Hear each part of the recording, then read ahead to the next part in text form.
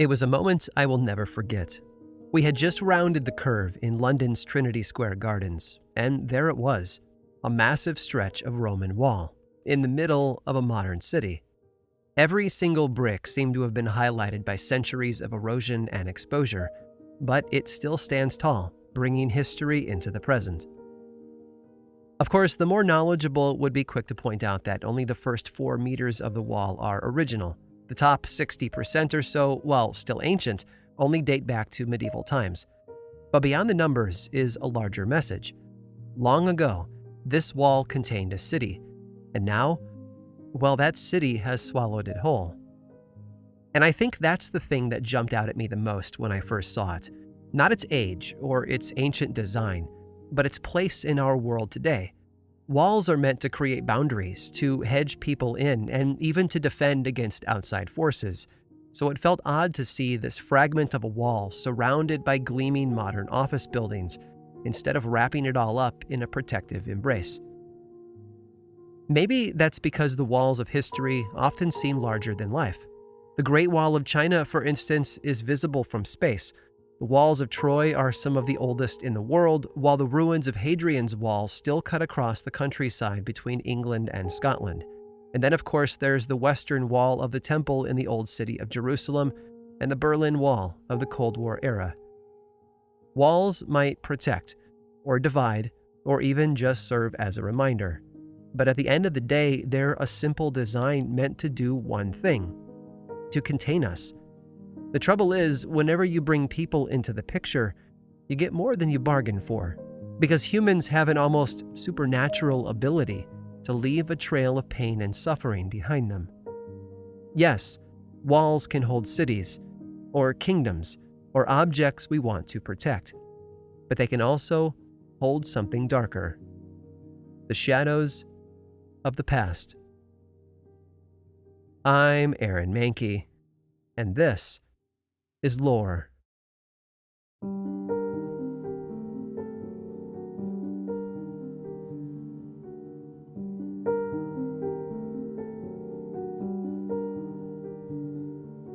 I hadn't intended to visit that wall.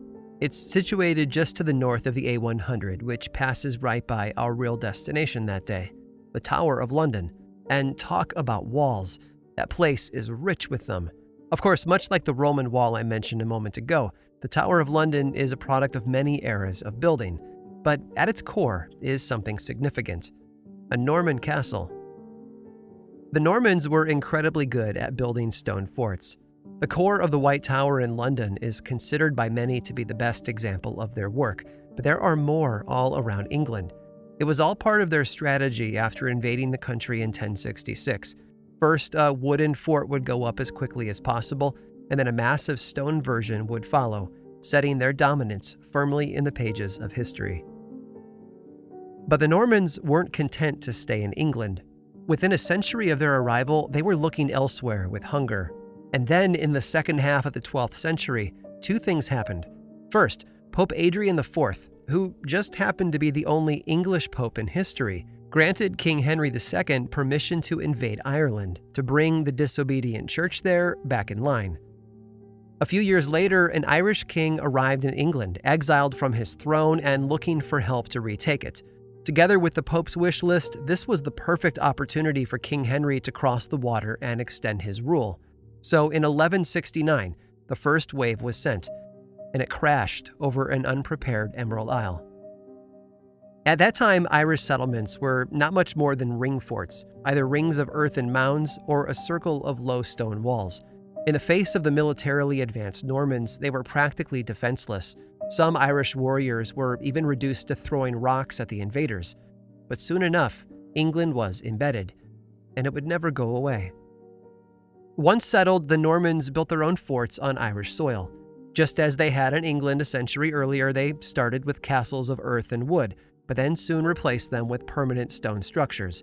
These new castles looked exactly as you might imagine, with a central tower or keep surrounded by curtain walls and wide ditches. Compared to what the Irish had been using, these buildings were practically impenetrable. It wasn't all about military might and power, though. These castles served a number of practical purposes that don't often get mentioned. They were residential buildings for local rulers. They served as the administrative center for government over the surrounding people, and sometimes even guarded artificial fish ponds, stockpiles of provisions, and other valuables. But no matter what role they played, they were there, towering over the small wooden structures of the Irish people, and making a point each and every time someone glanced at them. English power was right there, inside those thick stone walls, and no one was going to take it away from them. What no one could predict, though, was that uncontrollable forces would begin to chip away at those castles. The first wave happened in 1315, when the Great European Famine arrived thanks to extensive crop failures. This was a gut punch to both sides, really. The English felt their belts tighten everywhere, including Ireland. But right when the Irish were rising up under the banner of Edward Bruce, brother of Scotland's Robert the Bruce of Braveheart fame, the famine took the wind out of their sails. Edward died in battle in 1318, and the English held on. 30 years later, the plague arrived in Ireland. Roughly a third of the population there died as a result, although it wasn't evenly spread across the island. It seems that because the English preferred to live in close quarters inside their castles and the small support communities around them, they were the hardest hit by the plague.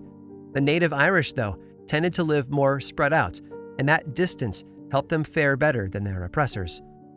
And finally, the introduction of gunpowder changed the fate of these Norman castles. It seems that while those keeps and curtain walls were fantastic for repelling sword-wielding warriors on foot, they were less resilient against cannonballs, and so the English rulers in Ireland began to change their strategy, leaving their imposing castles behind in favor of new, smaller structures, known now as tower houses. In 1429, King Henry VI offered £10, a small fortune back then, to anyone who built these small tower houses around Dublin. But don't imagine these as tiny buildings.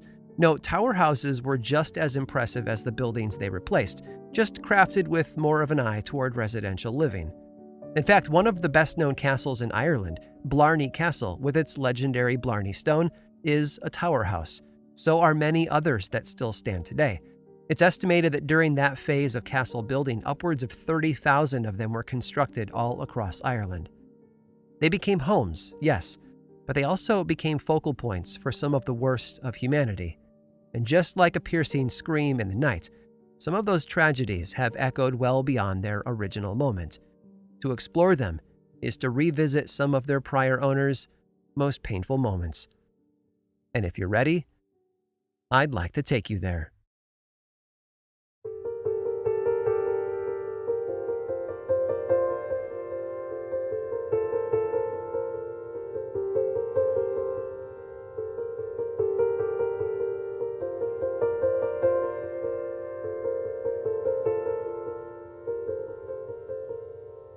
The transition made a lot of sense.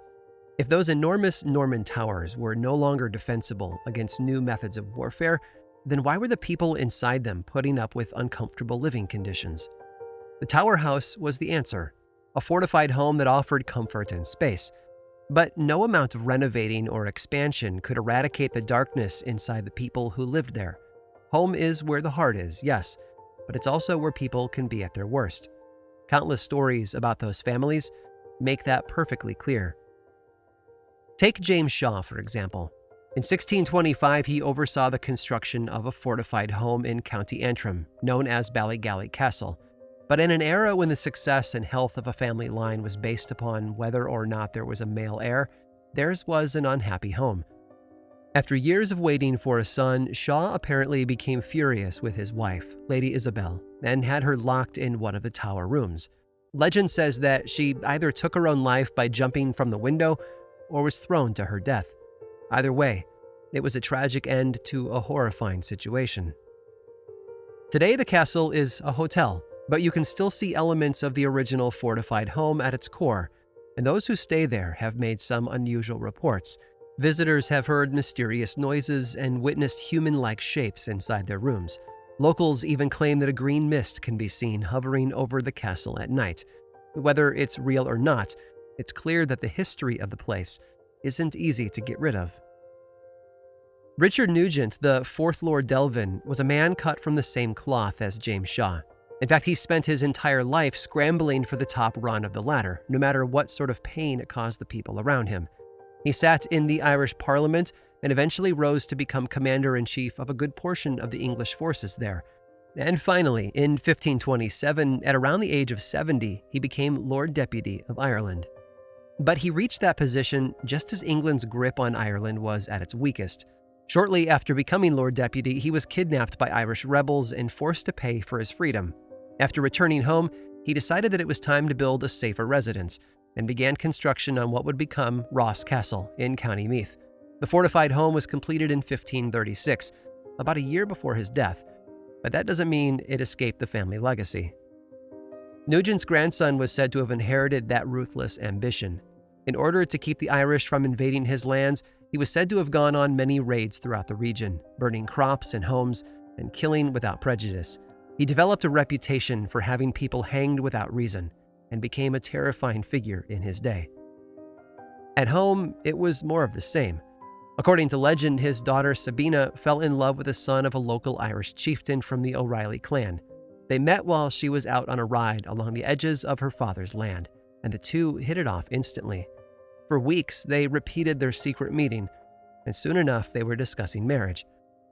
But marriage to an Irishman wasn't something her father would ever agree to, so the young couple packed one night and met along the shores of a lake.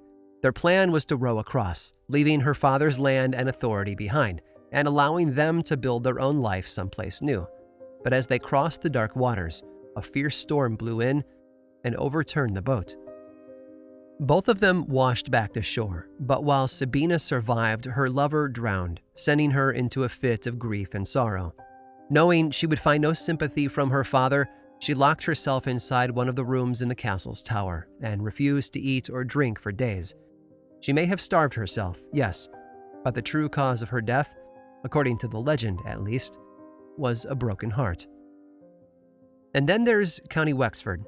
Centuries before Shaw and Nugent, just a year after the English invaded Ireland in 1169, in fact, one of those English lords set about building a fortress for himself on a peninsula of land at the southeast corner of Ireland known as Hook Head. It wasn't the last castle he would build in the region, but it was the one to inherit his name. He was Raymond Fitzgerald, a Welsh commander and the great-grandson of the last independent Prince of South Wales. At his side were 10 knights and 70 archers, and together they ravaged the south of Ireland. But he was also a bit of a black sheep among the other commanders sent by the English crown, and was known for being overly brutal. Some of his peers even claimed that Raymond's true goal was to take Ireland for himself, not the king, although that's difficult to prove definitively. Regardless, his trail across the southern portion of Ireland earned Raymond the nickname Redmond, hinting at the blood he was so eager to spill. But Redmond, like all of us, was mortal and passed away sometime in the 1190s. Over 2 centuries later, in 1350, that Norman tower of his on Hook Head was also torn down, and a tower house was raised in its place, a house they called Redmond Hall. As the generations flickered by, lives were lived and lost in and around those walls. Eventually, the Redmond was dropped, and it just became known as the Hall to those who lived there. It faced cannon fire in the Irish Rebellion of 1641, and the blood of over 100 men was spilled on that land around it. But surprisingly, those aren't the events that the Hall is remembered for the most. Instead, it's a series of events that began in the 1700s that put this fortified home on the map. At that point, the home had passed into the ownership of a different family, and the name of the hall had followed suit. But while names can change, darkness tends to remain the same. And in Ireland, it's hard to top the darkness of Loftus Hall.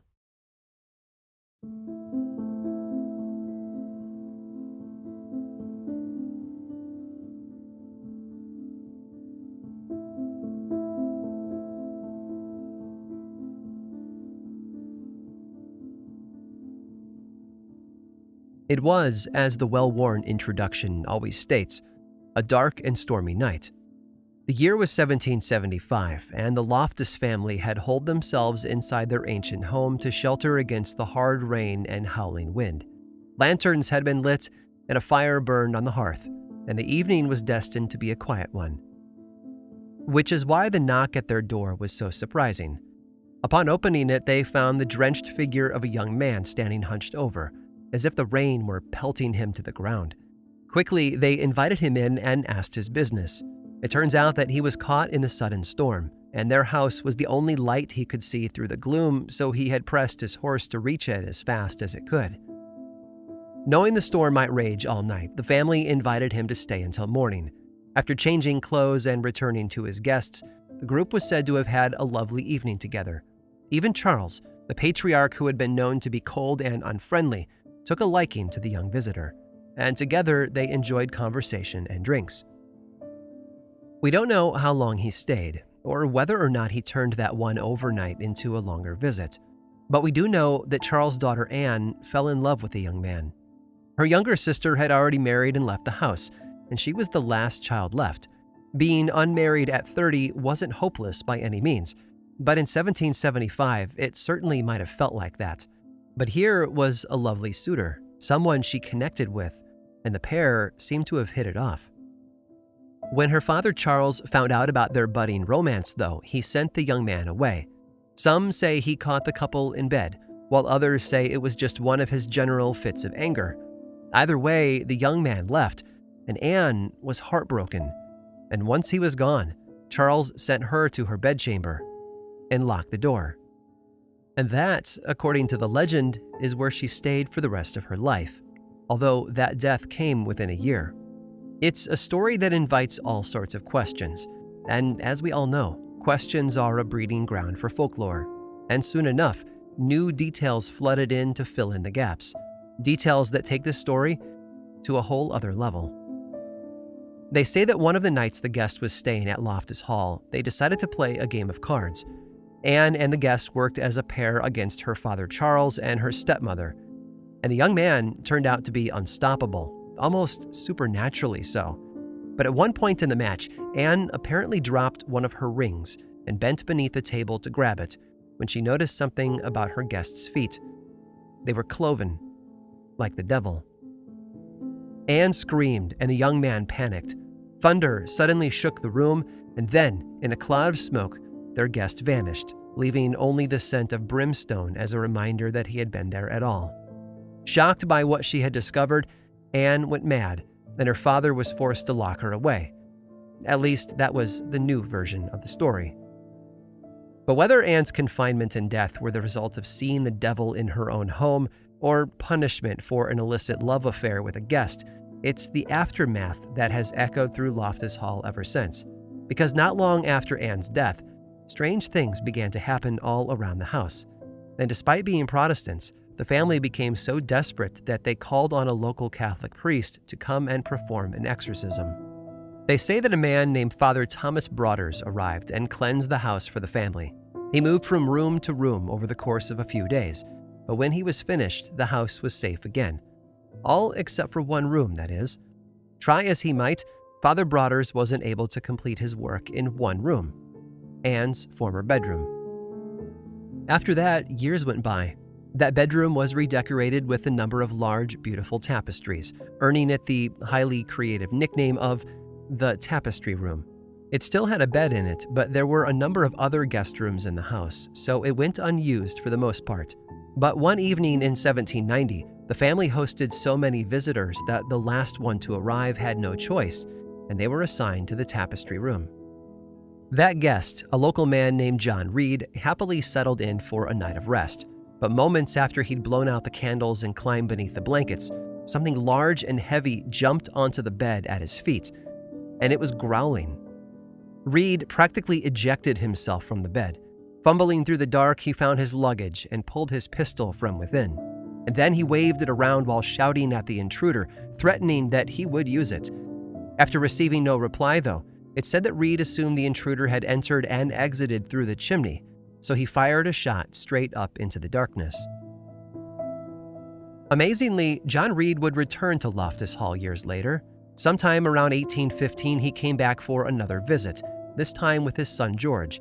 And it seems that George wasn't told about his father's prior experience there, because when he saw the beautiful tapestries in that room, he picked it as the room he would stay in, without a word of warning from his father.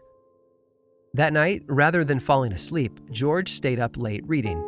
But at some point, his eye caught movement, and he looked over to see the door to the room open all on its own, and then shut again just as quickly.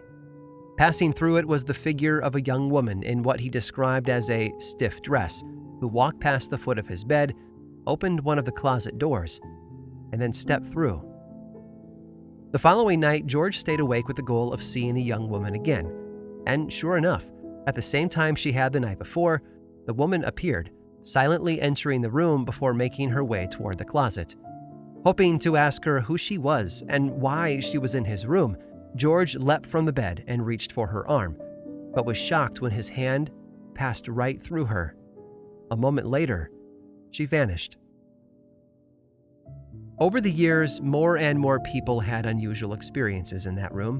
In 1858, another minister named Charles Dale visited the house and claimed that something invisible jumped onto his bed and growled at him.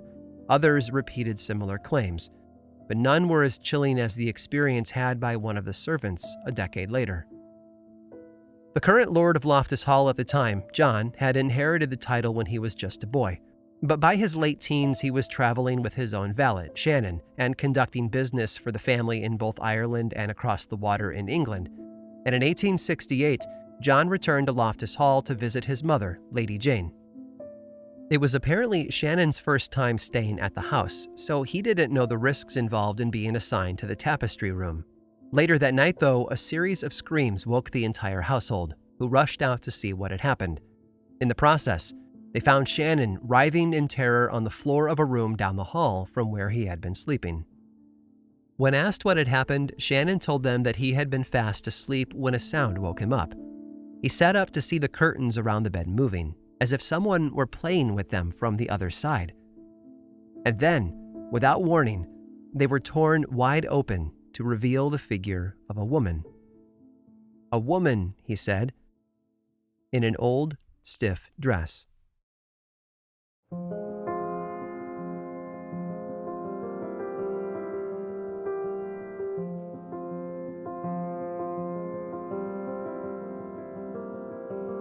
We build walls for a lot of reasons. Most people use them to define a space, to separate one room in their house from another. Some people use them for privacy, or protection, or a general sense of ownership. And some, throughout history, have used walls to assert dominance over others. At the end of the day, though, walls contain things. Whether those things are family memories or collections of real objects, the walls seem to wrap them up and hold them tight, like a lover's embrace. And that's a good and natural thing. But walls can do more than that. They can also contain shadows. The fortified houses of Ireland are stark reminders of the dual nature of walls. Yes, they were built to keep people out and to protect those within. But in the end, thanks to the darker side of human nature, they also ended up holding on to something more. And for many of the people who visit or live inside them today, that something is still noticeable. Back in the 1860s, John's mother, Lady Jane, had hopes that the contents of Loftus Hall might entice the Queen to pay a visit. Lady Jane had become friends with Queen Victoria and even held the title of Lady of the Bedchamber to Her Majesty. So sometime around 1861, Jane told the Queen the details of the legend of Loftus Hall, hoping that she would want to come and see it all for herself. The plan failed, though, and Lady Jane moved on to more drastic methods. In 1870, she had a large portion of the hall torn down and then built a new, more modern manor home around it. Everything was bigger and better and more beautiful than ever, except for a few of the rooms, which were preserved and reused. And that list included the tapestry room. It's said that Lady Jane turned the bedchamber into a billiards room. It was a great idea, really, because it removed the room from the list of available spaces to sleep in. New guests to Loftus Hall wouldn't know what they were missing out on, and that was mostly a good thing. Except for George Reed, who returned to see the house later in his life, around the mid-1870s. When he arrived, he was shocked that the tapestry room was no longer available as a place to stay. Maybe he hoped to see the ghostly young woman one last time, or perhaps he simply wished for a familiar space inside the renovated mansion. So he asked around about the changes. One of the longtime housekeepers there nodded knowingly at the question. "Yes," she said, "that was young Anne you saw." But then she seemed to withdraw from the conversation. "We shouldn't talk about her," the housekeeper told him. "She made a horrid noise last night, knocking the billiard balls about." One last thing. It's said that something was discovered during the renovations of 1870, something that hinted at a clue to the origins of the legend. It's said that inside one of the walls of the tapestry room, workers discovered bones. But they didn't belong to an adult. It was the skeleton of a baby.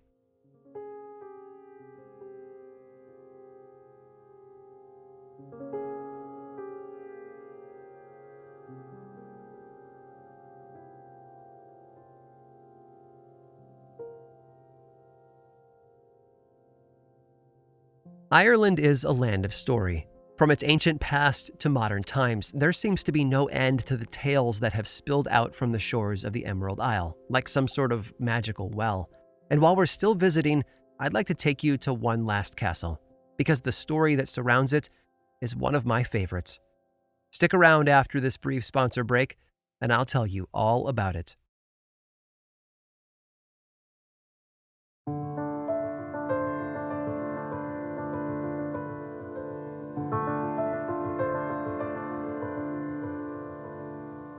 Connor wasn't her first husband. If we're honest, that wasn't uncommon in the 1640s, but I mention it because it was the seed of a lot of rumors about her. Rumors that paint her in a terrifying light. And while they might have only been stories, the true details of her life make those rumors a lot easier to fall for. Mary McMahon had been married just once before, as far as historians can tell. In 1634, she married Daniel Nayland, and the couple built a life together. But within 5 years, Daniel was dead, leaving her with 3 young children to care for. Thankfully, her next husband was a man of status. Conor O'Brien was from a long line of Irish rulers, high kings, in fact. Marriage to him also meant moving into the family tower house, Leamanay Castle, which had been built in the 1400s. By 1640, though, it was a little worse for wear, so the couple made some renovations, which added to its size and scope. But life was more complicated than that. It seems that Conor O'Brien was a bit of a hothead who had no problem raiding English settlements in the area. In fact, Mary often rode alongside him, participating in these missions. In one document from 1642, we are told that Mary and Conor led a small band of fighters out on one such raid in February of that year, and brought home a wagon full of household goods, 14 pigs, and over 400 sheep. Mary, it seems, had a thirst for adventure. And if the stories were true, that violence came home with her. It said that she would hang her servants by their necks or hair.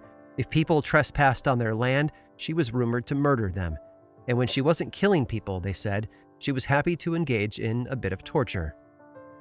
Of course, these were the same rumors that said that she had married and killed over 20 men.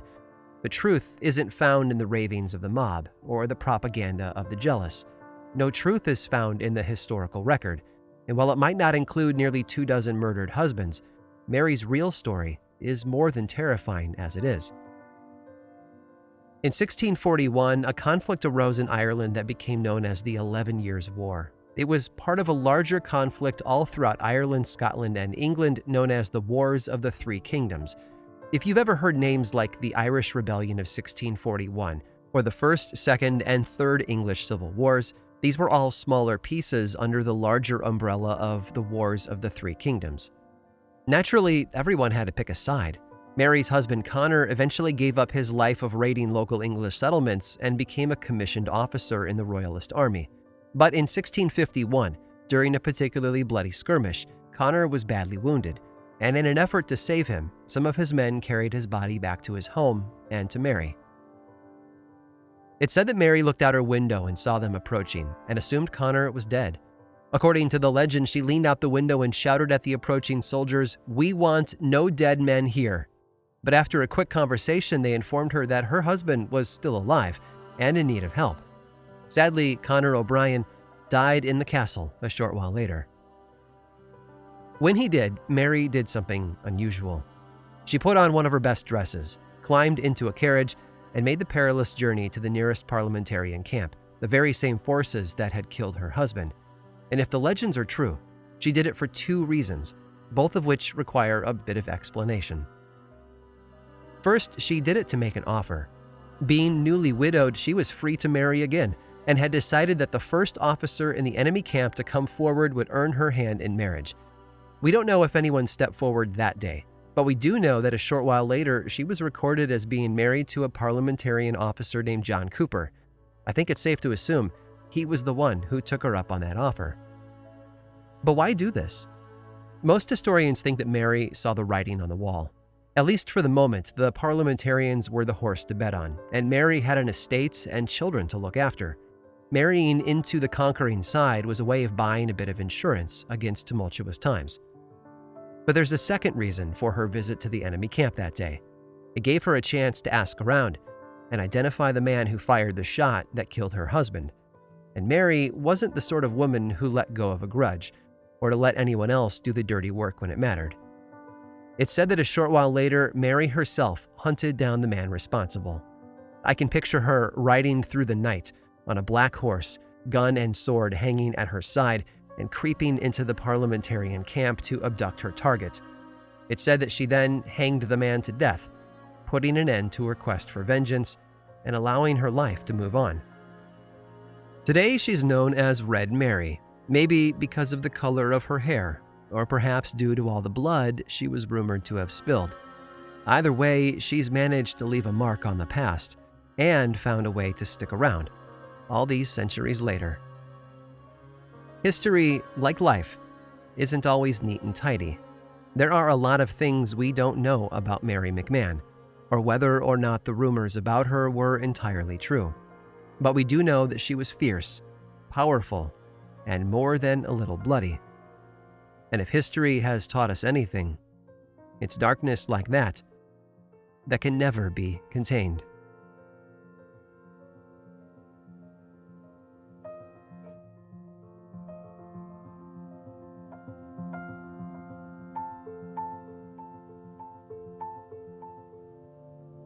This episode of Lore was written and produced by me, Aaron Mahnke, with research by Robin Miniter and Carl Nellis, and music by Chad Lawson. Lore is much more than just a podcast. There's a book series available in bookstores and online, and 2 seasons of the television show on Amazon Prime Video. Check them both out if you want more lore in your life. I also make 2 other podcasts, Aaron Mahnke's Cabinet of Curiosities and Unobscured, and I think you'd enjoy both. Each one explores other areas of our dark history, ranging from bite-sized episodes to season-long dives into a single topic. And you can learn more about both of those shows and everything else going on over in one central place, grimandmild.com. And you can also follow the show on Twitter, Facebook, and Instagram. Just search for Lore Podcast, all one word, and then click that follow button. When you do, say hi. I like it when people say hi. And as always, thanks for listening.